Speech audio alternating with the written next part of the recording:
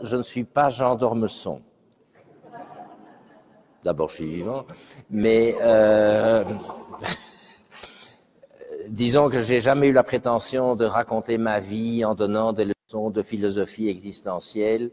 Moi, mon but a toujours été de raconter des histoires inventées et des histoires, je dirais, qui ne sont même pas comiques, vu que je n'ai strictement aucun sens de l'humour, mais je vais vous raconter comment on raconte une bonne histoire. Je sais qu'il y a 1 ou 2 éditeurs dans la salle, qui pourra peut-être en prendre quelques notes. Donc, alors là, j'ai mon petit copion, il faut que je me repère quand même de temps en temps. Bon, alors, c'est classique, hein, une bonne histoire au départ, c'est très simple. C'est un bon début, un bon milieu et une bonne fin. Le bon début pour que vous ayez envie de continuer, le bon milieu, le fameux ventre mou là, qui ne doit pas exister pour que vous ne vous endormiez pas ou que vous ne refermiez pas votre bouquin, et une bonne fin pour que l'émotion soit au rendez-vous, dans le sens que moi, j'aurais décidé qu'elle soit. Bon. Et seulement, c'est un petit peu plus compliqué que ça. Il y a quand même une chose intéressante. Dans les histoires de fiction, il y a un point commun depuis l'Antiquité, depuis tout le temps. Il y a un point commun, ça m'étonnerait que vous me contredisiez sur ce point. Toutes les histoires de fiction sont une quête contrariée. Alors, je vous prends le premier exemple, l'Odyssée. L'Odyssée de ce monsieur Homère, dont on ne sait pas très bien s'il était aveugle et s'il existait. L'Odyssée, qu'est-ce que c'est? C'est monsieur Ulysse, roi d'Ithaque, qui quitte le siège de la guerre de Troie après avoir gagné la bataille et qui doit rentrer chez lui. Entre Troie, qui se trouve sur la côte de l'Asie mineure, et l'île d'Ithaque, il y a, 3 jours de navigation à voile. Il a mis 10 ans à retrouver sa Pénélope. Donc, sa quête était très simple, il veut rentrer à la maison. Bon, les obstacles ont été très nombreux, c'était les sirènes, Charybdis des Scylla, c'était le cyclope, c'était les magiciennes. Donc, c'est typiquement le principe d'une bonne histoire, une quête contrariée.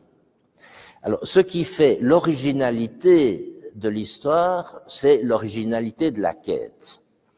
Il n'y en a pas souvent des quêtes originales.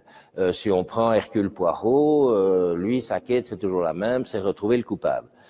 Bon, et les contrariétés, c'est les fausses pistes. Enfin, vous avez tous lu Agatha Christie au moins une fois, donc vous voyez à peu près le genre. La quête, ça peut être, votre personnage est prisonnier, il doit s'évader. Votre personnage est un criminel, il essaye de ne pas se faire prendre, etc., etc. Mais c'est toujours cette quête contrariée.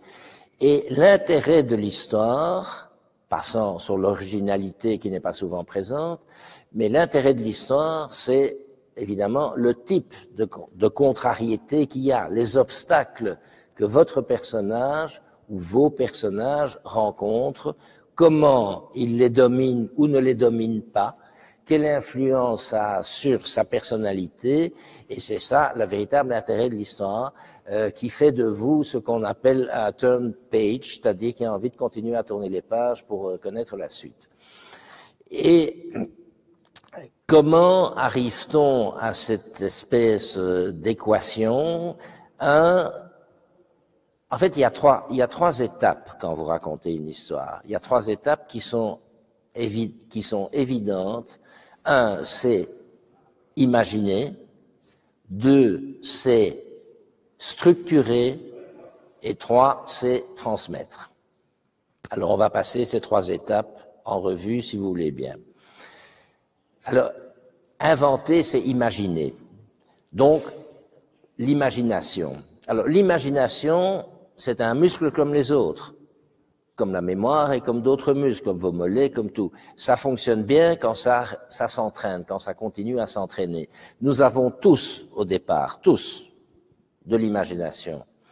Le bébé qui dans son berceau joue avec ses petits trucs, je ne sais pas ce qu'il imagine, mais il imagine quelque chose. Un peu plus tard, il va imaginer quelque chose qu'il adapte de ce qu'il a vu à la télévision, qu'il a vu sur sa tablette, qu'il a vu dans son bouquin. Maintenant, les gosses de 3 ans, quand on leur montre un livre d'enfants avec des dessins, ils tournent plus la page, ils font comme ça. Ça, c'est le modernisme. Enfin bon.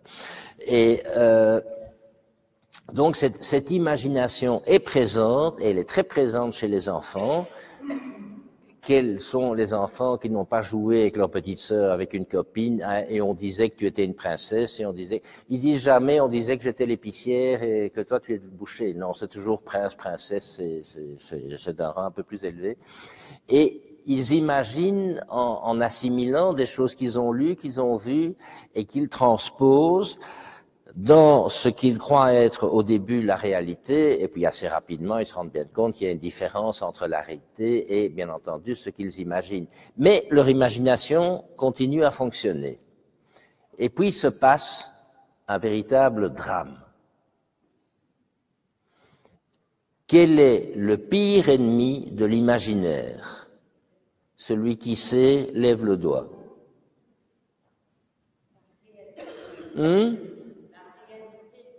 Non, madame.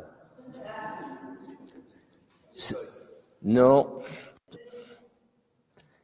Allez, c'est le poil.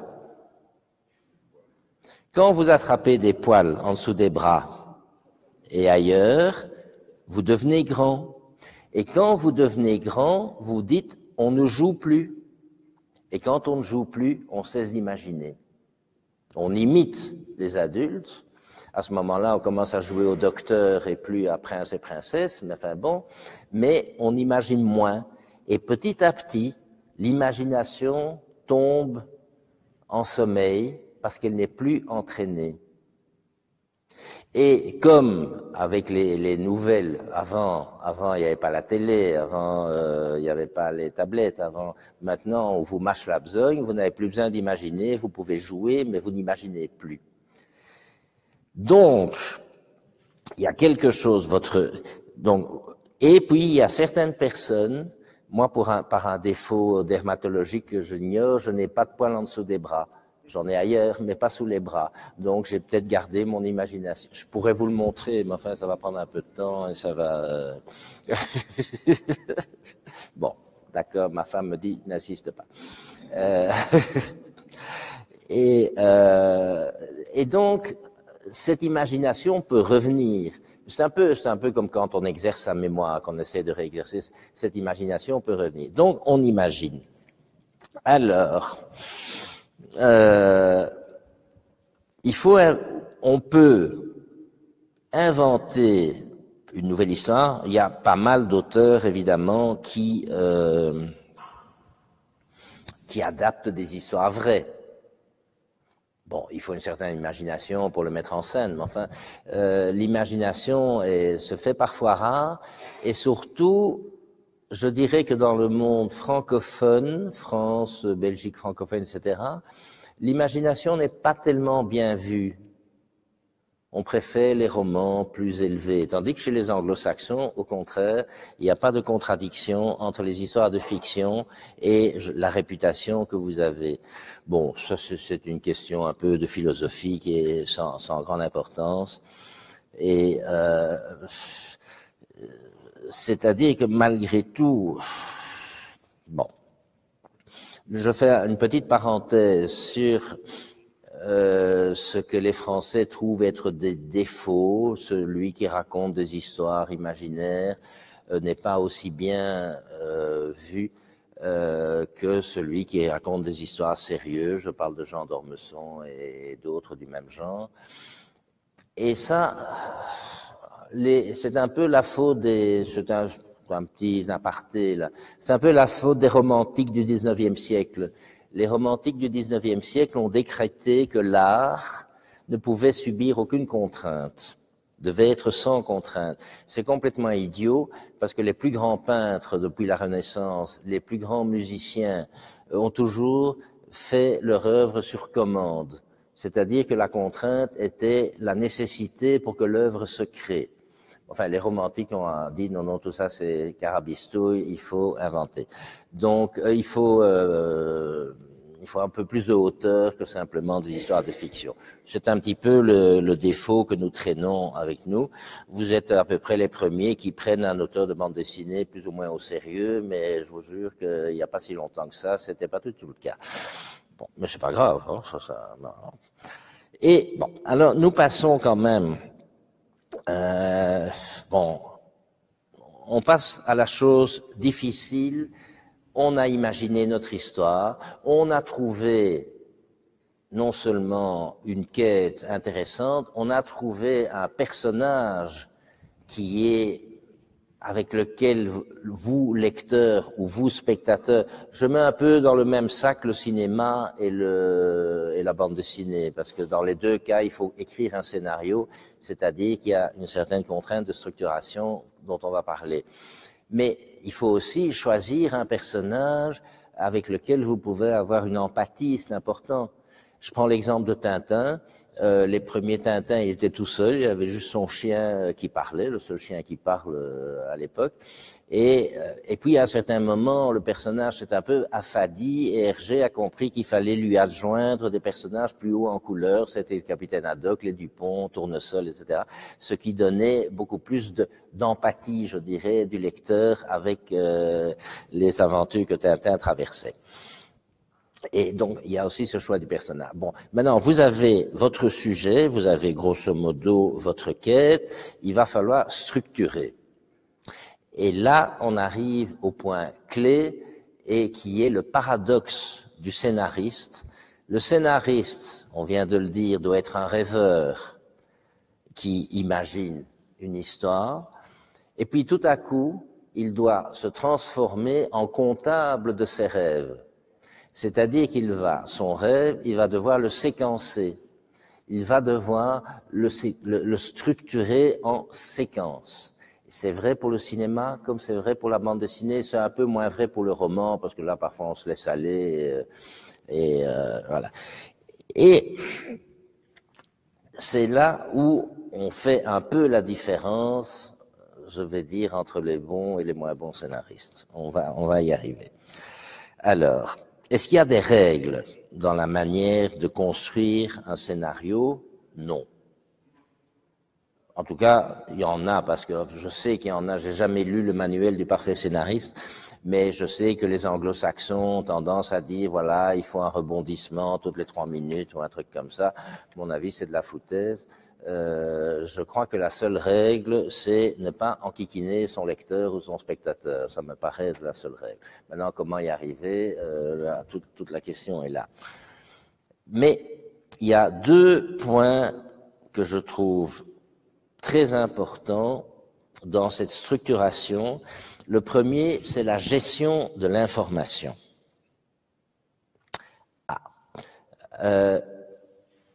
Vous donnez, en tant qu'auteur, une information à votre personnage et vous donnez une information au lecteur ou au spectateur, hein, je dis lecteur, spectateur.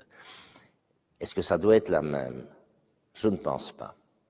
Alors, je vais vous montrer, je vais faire un peu de cinéma, là, enfin un peu de théâtre. Nous sommes dans une pièce de théâtre, nous sommes, je sais pas moi, dans un salon, un petit appartement, il y a un monsieur qui est là et il veut rentrer dans une pièce voisine qui doit être sa chambre à coucher probablement, mais au moment où il a la main sur la poignée de la porte, on sonne à la porte. Non, oui, on sonne à la porte. C'est un facteur qui apporte un télégramme. Bon, il lit son télégramme, d'accord, très bien. Il retourne vers sa chambre. Il veut rentrer, et puis le téléphone sonne, il dit non, c'est pas la boucherie sans eau, c'est une erreur, etc., etc. Et enfin, c'est parfaitement chiant. Mais, si vous savez que derrière la porte de sa chambre, il y a une énorme brute assoiffée de sang, lui ne le sait pas, mais nous le savons. Ça prend un tout autre aspect. C'est comme à Guignol. Ah, attention, ne rentre pas. Il y a un méchant derrière.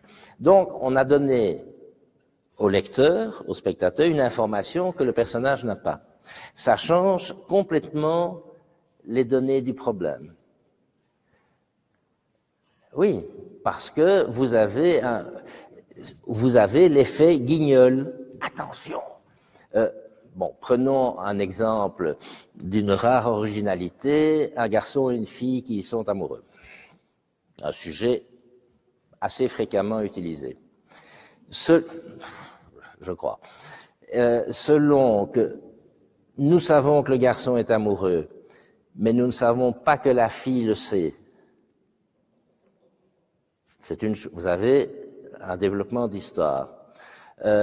Nous savons que la fille le sait, mais le garçon ne sait pas qu'elle le sait, etc., etc. Vous pouvez, sur ce thème follement original, et puis vous devez choisir à quel moment l'un des deux va apprendre que l'autre sait que, etc., etc. Donc vous avez des variantes de cette histoire au départ archi simple, qui ne sont pas infinies, mais enfin qui modifient complètement l'émotion que vous allez ressentir à lire ou à voir le film. Donc cette gestion de l'information me paraît essentielle. J'ai toujours détesté Columbo quand il ouvre un tiroir et on ne voit pas ce qu'il voit, et puis qu'à la fin il rassemble tout le monde et il dit « Et dans le tiroir, j'ai vu le talon du chèque qui était signé par Monsieur Machin, donc c'est le coupable et Monsieur Truc. » C'est de la triche. Nous, on n'a pas vu. Agatha Christie a s'est toujours soigneusement arrangé pour que nous en sachions au moins autant qu'Hercule Poirot. Pas plus, mais au moins autant. Ce qui fait que quand il donne sa grande explication finale, quand vous êtes très attentif et que vous avez pris des notes, vous apercevez que son explication finale est tout à fait conforme à ce qu'il a découvert. C'est une autre façon de procéder. Mais cette gestion de l'information entre ce que vous dites à votre personnage ou à vos personnages et que vous dites au lecteur est essentielle, mais pour moi, je disais qu'il n'y avait pas de règle, pour moi il y en a une. Le lecteur doit toujours en savoir au moins autant ou plus que le protagoniste. Ça change fortement l'intérêt de la chose. Bon. Bah oui, qu'est-ce que je... Ah oui. Et alors, le deuxième point dans la structuration, ça c'est aussi très délicat à utiliser, c'est les ellipses. Ce sont les ellipses. Qu'est-ce qu'une ellipse? Je vous donne un exemple. Une ellipse, c'est le type qui au téléphone dit à sa petite amie ou à sa femme, écoute, je dois absolument prendre l'avion pour Rome. Il raccroche et on le voit dans l'avion. On n'a pas besoin de le voir faire ses bagages, prendre un taxi pour aller à l'aéroport, faire la file. On le voit à l'avion, on a parfaitement compris, il a dit qu'il partait, on le voit dans l'avion. C'est une ellipse. Si vous prenez un habitant de Mongolie qui n'est jamais allé au cinéma et qu'on vous montre une scène où le personnage se met au lit pour passer une bonne nuit de sommeil et puis la seconde après on le voit dans la rue en train d'héler un taxi en costume, il va pas comprendre. Il va pas comprendre comment ce type qui était dans son lit se retrouve dans la rue en costume pour prendre un taxi. Nous, on comprend parce qu'on a l'habitude de voir des films et on sait très bien il y a une ellipse. L'avantage de l'ellipse, est-ce que vous devez prendre des grandes ellipses, des petites ellipses? L'ellipse vous oblige, vous, lecteur ou spectateur, à participer. C'est vous qui devez remplir le vide qu'il y a entre la séquence A et la séquence B. Les deux trucs que je viens de décrire sont extrêmement simples à comprendre. Par contre, parfois, l'ellipse peut être plus importante. Il y en a qui étirent tellement l'ellipse que vous vous demandez, mais qu'est-ce qui s'est passé entre les deux moments? Alors, si vous lisez une bande dessinée, ça va. Vous avez le temps de réfléchir, de reculer de quelques pages éventuellement. Ça va. En film, en cinéma, vous n'avez pas le temps du tout. Je vais vous prendre un exemple. Il y a des ellipses faciles à comprendre. Vous vous souvenez sans doute d'avoir vu certains LM Show avec Tony Curtis et Jack Lemmon et bien entendu Marilyn Monroe. À un certain moment, bon, ils sont poursuivis par la mafia et à un certain moment, ils veulent se joindre à cet orchestre féminin. Ils sont dans une gare, ils rentrent dans les toilettes, ils ressortent habillés en femme. Bon, en toute logique, vous vous dites, mais où est-ce qu'ils ont trouvé ces vêtements, cette perruque, ce machin, ce truc? Mais le film continue, donc vous vous posez pas la question. Ils sont en femme, c'était le but. On les aurait vus aller chercher ou acheter une avion. En plus, ils n'ont pas d'argent, ils n'ont plus de portefeuille, ils n'ont plus rien. On les aurait vus, comment, je ne sais pas, se débrouiller pour trouver des vêtements féminins, de trouver des perruques. Bon, d'accord, vous auriez compris, mais ça aurait ralenti le bazar. Ça, je dis, c'est l'ellipse audacieuse. Vous remplissez les vides à leur place. Comment ils l'ont fait? Je vous prends un autre exemple, c'est le parrain avec notre... comment il s'appelle encore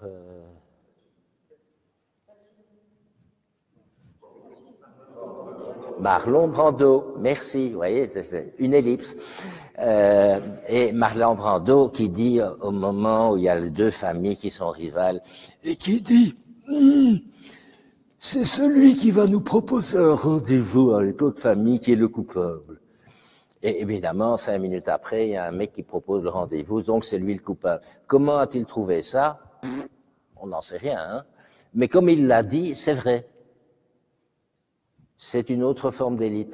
Et donc, vous devez jongler avec cette espèce de jeu de participation du lecteur pour remplir les trous, de telle sorte que, votre histoire soit assez dense, mais parce que vous lisez certaines BD, ils mettent 2 albums pour raconter une histoire que moi j'aurais racontée en 8 pages, hein, mais bon, ce sont des gens qui ne gèrent pas assez bien l'ellipse. Donc il y a cette structuration et vraiment donne tout l'intérêt à votre histoire, outre évidemment le choix du sujet. Alors qu'est-ce que j'ai oublié? Voilà, et ça donne de la densité. Mais maintenant, je m'aperçois, comme j'ai le malheur de faire partie d'un jury pour la meilleure BD de l'année, etc., je reçois 150 BD, et il y en a qui sont illisibles, qui prennent maintenant, c'est des trucs de 200 pages, de 250 pages, alors que ça pourrait être raconté d'une manière un peu plus dense. Enfin bon, ça c'est... Alors, la dernière chose, enfin la troisième chose, si je puis dire, imagination, structuration, transmission. Alors, le problème, quand vous êtes scénariste, c'est que vous, contrairement au romancier, vous n'êtes pas en prise directe avec le lecteur. Vous passez par d'indispensables interprètes qui sont un dessinateur ou qui sont un réalisateur et un comédien. Donc, il faut les coincer de telle sorte qu'ils ne peuvent pas trop s'écarter de ce que vous avez envie de transmettre comme émotion et essayer d'avoir le moins de latitude possible. Essayer d'éviter aussi ça, je me souviens, on parlait de Tibet là tout à l'heure, qui faisait un scénario qui fait des scénarios de Ricochet avec André-Paul Duchâteau. Et André-Paul Duchâteau lui avait mis au départ, il y a un vieux bonhomme barbu, etc., etc. Et Duchâteau, comme la plupart des scénaristes, mais pas moi, donne ses pages petit à petit. Il donne pas le scénariste complet, le scénario complet. Et donc Tibet avait dessiné le vieux barbu, machin truc, etc. Et puis il reçoit le scénario de la page 34 qui dit et le vieux monsieur dévisse sa jambe de bois pour assommer Ricochet. Il dit jambe de bois, quelle jambe de bois? Il y avait une jambe de bois, non, il n'y avait pas de jambe de bois. L'ennui, c'est que les pages étaient déjà dessinées, évidemment. Donc c'est Duchâteau qui a dû changer son scénario donc il faut faire quand même un peu attention à ce qu'on raconte. Et moi j'aime bien, certains dessinateurs n'aiment peut-être pas trop ça, mais j'aime bien tellement les coincer qu'ils peuvent pas faire autrement que d'écrire ce que j'ai abondamment décrit. Et J'y tiens. Donc, mais il y a aussi, en fait, il y a 4 façons de raconter. Vous avez votre histoire, vous avez votre début, votre milieu, votre fin, mais ou bien, il y a 4 façons de raconter. Il y a raconter d'une manière simple une histoire simple. Certains Torgal, c'est un peu comme ça d'ailleurs. Vous pouvez raconter d'une manière compliquée une histoire simple. Ça, c'est la pire des choses, évidemment. Vous pouvez raconter d'une manière compliquée une histoire compliquée, et vous pouvez raconter d'une manière simple une histoire compliquée. C'est évidemment le but que je poursuis toujours. Mais raconter d'une façon simple une histoire compliquée n'est pas toujours simple. Bon, encore une fois, grande différence entre le cinéma et la bande dessinée. En bande dessinée, vous pouvez toujours revenir en arrière. Et d'ailleurs, comme avant d'envoyer mon scénario au dessinateur, je fais appel à mon épouse pour... elle est pas folle de bande dessinée, hein, mais enfin bon, sur papier, oui, ça, elle lit. Et si elle me dit, là, j'ai pas compris, 2 solutions. Ou bien je dis, tu as mal lu 3 pages avant, ou bien effectivement, c'était très mal expliqué et je dois changer le scénario. Enfin, je dois adapter le scénario. Donc, c'est assez important. Donc, parce que raconter d'une façon simple une histoire compliquée est assez compliqué. J'essaie de le faire parfois, notamment avec de Largo Winch, et bon. Mais, bon. Et il y a aussi, là, et là, on arrive aussi à l'énorme différence qu'il y a, la principale différence qu'il y a entre le cinéma et la bande dessinée, à part le budget, bien sûr. Hein. Faire sauter la Tour Eiffel en bande dessinée, ça coûte pas cher. On a des problèmes avec la société de la Tour Eiffel après, mais enfin, ça, c'est autre chose. Tandis qu'en cinéma, ça coûte cher. Non, le cinéma a le son et le ralenti. Donc, la fille toute seule qui se dirige dans le couloir sombre et que vous avez la musique qui fait ta-tam, ta-tam, vous savez qu'il va se passer quelque chose. En BD, je fais comment? Hein, j'écris en dessous tatam, tatam. Non, ça va pas du tout. Hein. Donc, et il y a aussi le ralenti. Le ralenti. Écoutez, est-ce que c'est pas merveilleux ces films qui se terminent sur la plage, où ils courent l'un vers l'autre au ralenti, pour tomber dans les bras l'un de l'autre, tandis que les violons, j'ai pas ça en BD non plus. Hein. Donc je suis un peu frustré au niveau de l'émotion, là, mais bon, c'est comme ça, donc on essaie de la trouver autrement. Et puis alors il reste un dernier point. Je suis dans le temps, là? Il reste un dernier point, là-dessus je bois un coup, dont on ne peut pas se passer et qui n'est pas du tout propre seulement aux raconteurs d'histoire. C'est vrai pour les médecins, c'est vrai pour les juristes, c'est vrai pour des tas de métiers. C'est le talent. Alors là, le talent. Et je dis, c'est vrai pour à peu près la plupart des professions libérales ou autres, même les banquiers.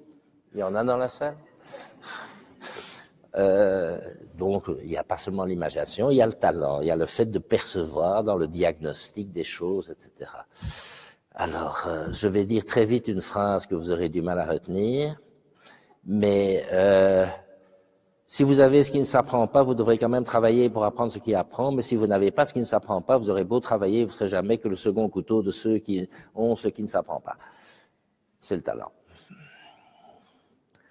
Et là, je ne peux absolument pas expliquer en quoi ça consiste. C'est comme ça. Et là-dessus, qu'est-ce que... je crois que... Voilà. Je ne suis pas sûr d'avoir le talent de conférencier, mais bon, je crois qu'on a terminé.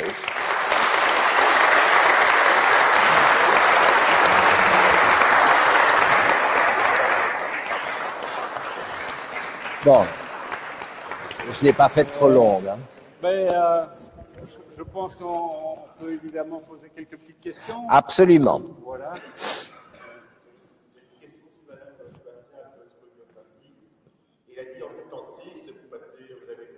travaillé dans l'entreprise, et dans 76, vous commencez à faire du scénario? Non, j'ai fait du scénario avant, mais comme hobby. En 76, j'ai fait comme les coureurs cyclistes, je suis passé professionnel. Donc, je n'avais pas du tout envie de devenir directeur général de ma multinationale, qui s'appelle Philips. Je serais peut-être jamais devenu d'ailleurs. Et voilà, j'ai eu envie de suivre, je dirais, mon hobby. Et le hobby, comment ça se passait? Vous connaissiez un dessinateur? Ben, comment ça se passait? Ben, au début, ça se passe dans la pauvreté, cher monsieur. Parce que quand vous démissionnez, vous ne touchez pas de prime de départ. Oui, je comprends, mais vous avez rencontré un dessinateur qui vous a dit, tiens, si on faisait un... Oui. Alors, j'ai fait 2 rencontres absolument déterminantes cette même année. 76 a été une année où il a fait très chaud. Je m'en suis pas rendu compte, j'écrivais mon premier roman. Je voulais réussir dans le roman. C'est un peu foiré. Hein. Bon. Alors, la première rencontre déterminante a été mon épouse, qui est là, et qui m'a rendu tellement amoureux que j'ai rien écrit pendant 6 mois, mais enfin bon, ce qui n'a pas arrangé mes bidons. Et la deuxième rencontre que j'ai faite, qui était quand même importante aussi pour la suite, c'est Rosinski, que j'ai rencontré cette année-là, et avec qui j'ai commencé Torgal. Voilà. Donc 76, pour moi, c'est la grande année. Pour moi aussi.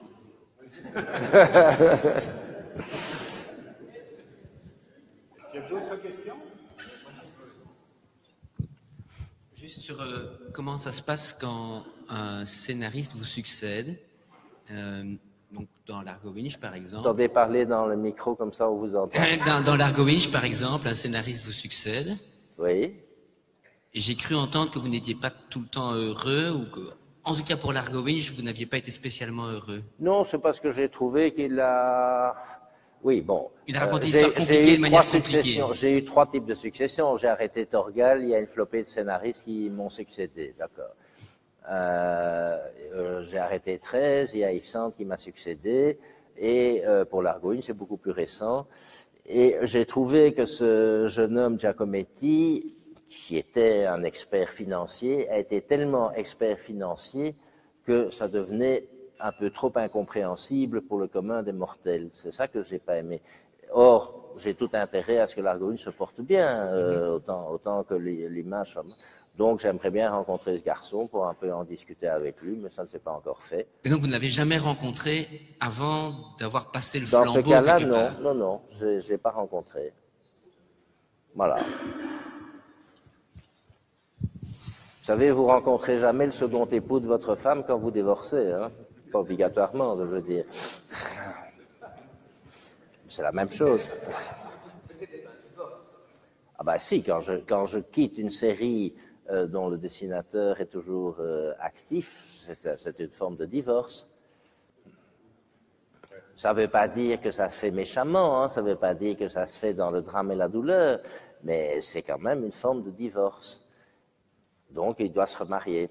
Ça veut dire que vous souhaitiez que la série s'arrête?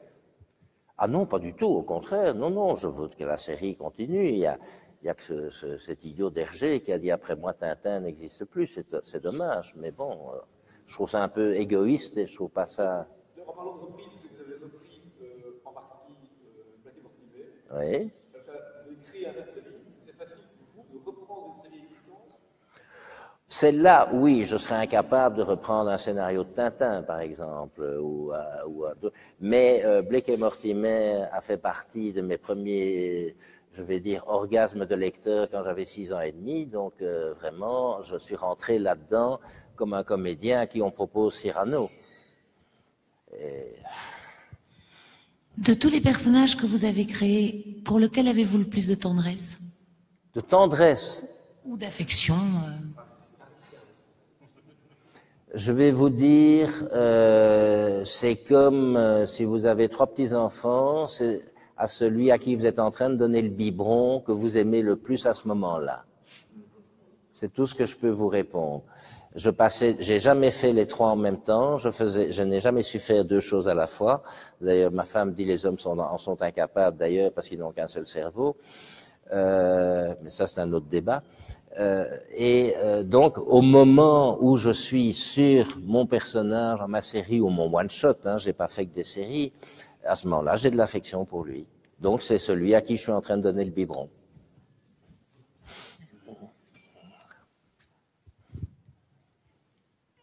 Je vous demande dans quelle position, à quel moment vous sentez-vous inspiré? Quand écrivez-vous? Pardon? Dans quel cadre écrivez-vous? Quand vous sentez-vous inspiré? Est-ce que c'est plutôt la nuit, le matin, cosy près du feu, à la cuisine? Les idées que j'ai la nuit sont toujours mauvaises. Non, parfois, je me relève, je note, et elles sont toujours mauvaises. Donc, je sais pas, je les trouve dans mes pieds parce que je cherche mes idées en marchant. D'ailleurs, je parle en marchant. Voilà. Donc, parfois, ça met très longtemps. Parfois, ça va vite. Parfois, c'est une conversation que j'ai entendue. Vous savez, l'imagination vient d'un magma. Je lis des bouquins, je vais au cinéma, je vais au théâtre, je lis les journaux, et tout ça forme un magma dans lequel vous puisez. On n'invente rien. Il n'y a pas 250 000 histoires différentes dans l'histoire des histoires. C'est vous avez à peu près 50 sujets qui sont toujours les mêmes. C'est comme la cuisine.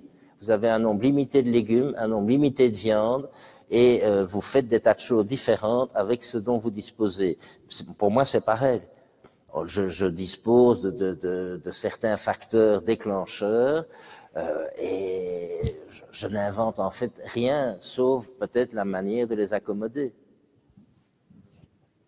Mais quand, ça? Il y a des fois où, au bout de 3 semaines, je dis à ma femme, j'ai horreur de ce métier, je trouve rien, comme on habitait au rez-de-chaussée, je ne pouvais pas me jeter par la fenêtre, donc bon, ça c'est un... J'ai encore une petite question, monsieur et madame. Quand vous avez une idée totale, ou bien vous commencez par un petit bout, et puis ça se développe petit à petit, ou bien tout d'un coup, vous levez le matin, et puis vous avez tout... Ça peut partir, c'est arrivé quelquefois, pour des personnages, je ne parle pas de Torgal qui peut pas prendre l'avion, donc il est un peu coincé dans son bled, mais je peux partir simplement d'un désir du dessinateur. Je dis, puisqu'on va faire des repérages, dans quel pays veux-tu que ça se passe? Et bon, et l'un d'eux m'a dit, moi j'aimerais bien la Suède, visiter Stockholm. Je dis, ok, je suis parti de Stockholm. Et donc j'ai fait une histoire autour des prix Nobel, etc., etc. Ça peut partir de là. Ça peut partir d'une contrainte. Je trouve que les contraintes, on en parlait tout à l'heure, les contraintes sont très intéressantes. J'aime bien parce que ça vous donne tout de suite une direction. Et une contrainte, ça peut être je trouve que là réellement ton personnage, il faudrait quand même qu'il ait une petite aventure. Il a longtemps qu'il n'a plus vu la mer. Tu peux pas trouver une histoire maritime, par exemple. Bon, et alors je pars sur une histoire maritime. Et peut-être que j'arrive à rien, mais enfin ça vous aide. Ce genre de contrainte vous aide. Est-ce qu'une histoire comme 20 ans après est une contrainte? Pardon? 20 ans après, c'est une contrainte? Ou c'est une imagination? 20 ans après, c'était... Danny a toujours prétendu que lui ne voulait pas de suite, mais en fait c'est faux, c'est lui qui me demandait une suite. Mais donc à partir du moment où vous dites, tiens, qu'est-ce que je pourrais imaginer comme suite, ils ont 20 ans de plus. Enfin, au départ c'était 15 ans, mais il a un peu traîné. Donc, et c'est une contrainte que je m'étais imposée, oui, de trouver une suite. Et de trouver une suite qui tienne la route. Qui a inventé Torgal, Largo et 13? Moi. Vous ou le dessinateur? Non, ouais. moi. Non. Ben, Largo a été inventé... En fait, Largo a été inventé bien avant la bande dessinée. Il a été inventé en 73. Enfin, c'est un peu longue histoire. Mais parce que je cherchais une idée de nouveaux personnages récurrents, c'était encore pour le journal Tintin à l'époque, il y avait des personnages récurrents, et puis à table, quelqu'un a dit, comme ça bêtement, comme on dit bêtement, ce genre de choses, l'argent ne fait pas le bonheur, et je me suis dit, tiens, mais au fond c'est pas idiot, un type riche va avoir plein de problèmes, on va l'enlever, on va prendre le temps, voilà, et c'est parti comme ça. L'argent ne fait pas le bonheur. Tilt, bon. Oui. Oui, c'était parce que je devais donner, l'idée, c'était de faire du scénario avec des dessinateurs américains. pour essayer de percer le marché américain. Et donc, on m'avait trouvé un dessinateur américain que je devais rencontrer le lendemain. J'avais pas la moindre idée. Et puis, c'est venu comme ça dans la soirée. Et j'ai passé une nuit blanche à inventer l'Argo Winch. Le truc avec l'américain a démarré, ne s'est pas fait finalement. Et puis, quand j'ai commencé à écrire des romans en 76, j'ai pris l'Argo Winch comme personnage. Les romans ont marché pas formidablement bien. Enfin, ils ont marché un petit peu. Et puis, quand j'ai rencontré Philippe Franck, on a dit, on adapte, etc. Donc, c'est un vieux personnage. Hein. Mais une idée, ça vous vient comme ça, clac. Mais il faut être à l'affût. Comme les chasseurs. Chasseurs d'idées. Donc, je peux shipper l'idée d'une conversation à table. Hein, et je ne donne pas le droit d'auteur au type qui me l'a donné. Hein. Est-ce que le schéma d'écriture que vous venez d'expliquer, il résulte de votre analyse a posteriori de ce que vous avez fait? Oui, tout à fait. Ce n'était pas un a priori? Je ne pouvais pas avoir d'a priori, je n'ai jamais lu de manuel du bon scénariste.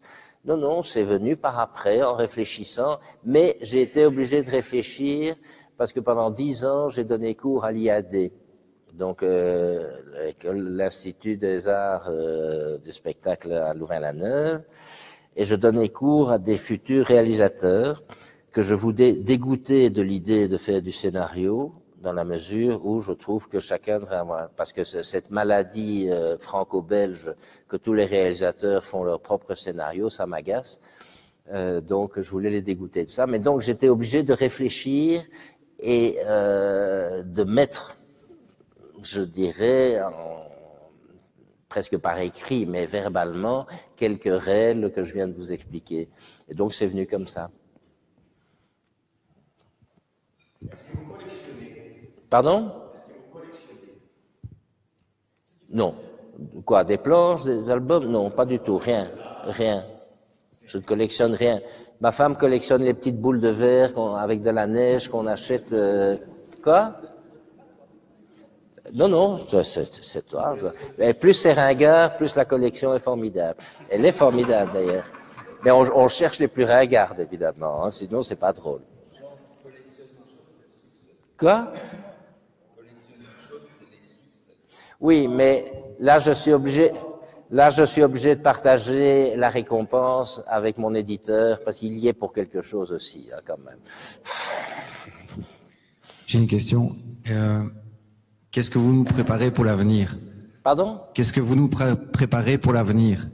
Alors, j'ai arrêté les séries principales pour avoir retrouvé du temps pour faire de vieux projets que j'avais. Donc, il y a un peu de bande dessinée là-dedans. J'ai écrit une pièce de théâtre qui n'a pas encore trouvé preneur. Et je fais des choses qui n'aboutiront peut-être à rien, mais que j'avais envie d'essayer de faire. Donc, voilà, j'en suis là.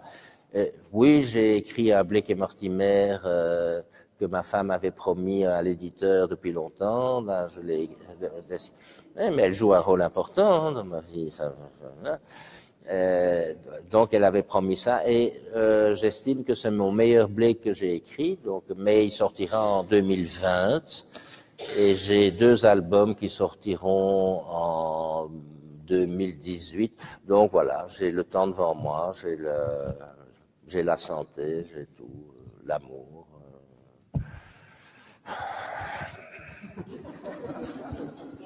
Et une autobiographie en bande dessinée? Non, mais j'ai quand même écrit un truc qui s'appelle Mes mémoires d'écriture, mais que vous n'avez peut-être pas lu. Mais autobiographie en bande dessinée, non. Moi, j'ai une vie d'une banalité extraordinaire. Hein. Oui, évidemment, je peux inventer, mais ça...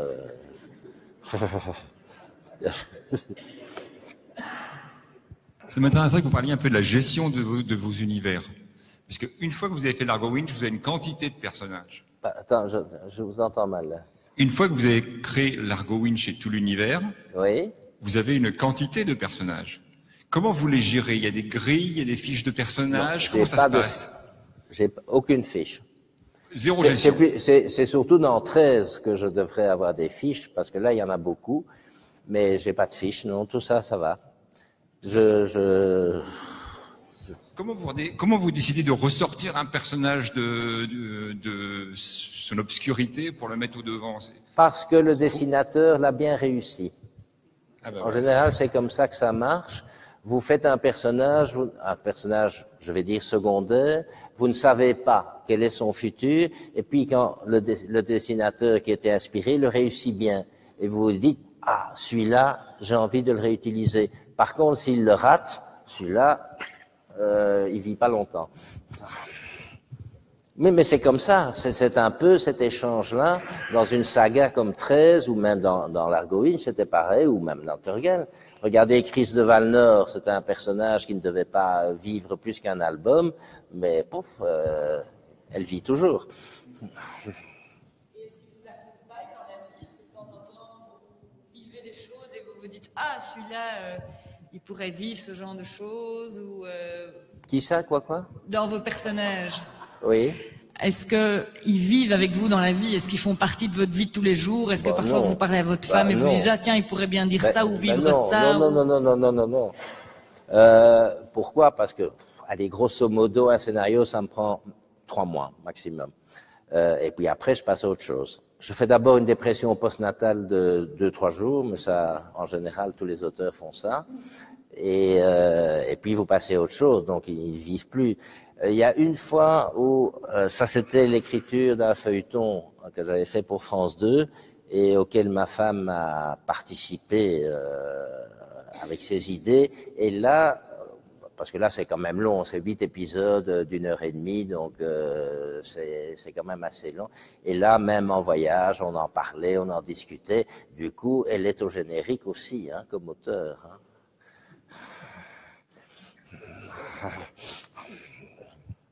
Mais sinon, non, le personnage après la naissance, non, ça, je l'oublie, je le mets en sommeil. Et,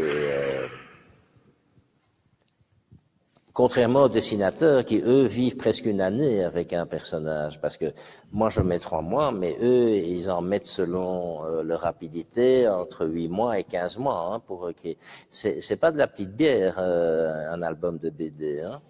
Ça demande du temps, du travail, et c'est très abouti. Maintenant, un peu moins, enfin, mais... bon non, maintenant, vous avez un peu n'importe quoi. Enfin, ça, c'est autre chose.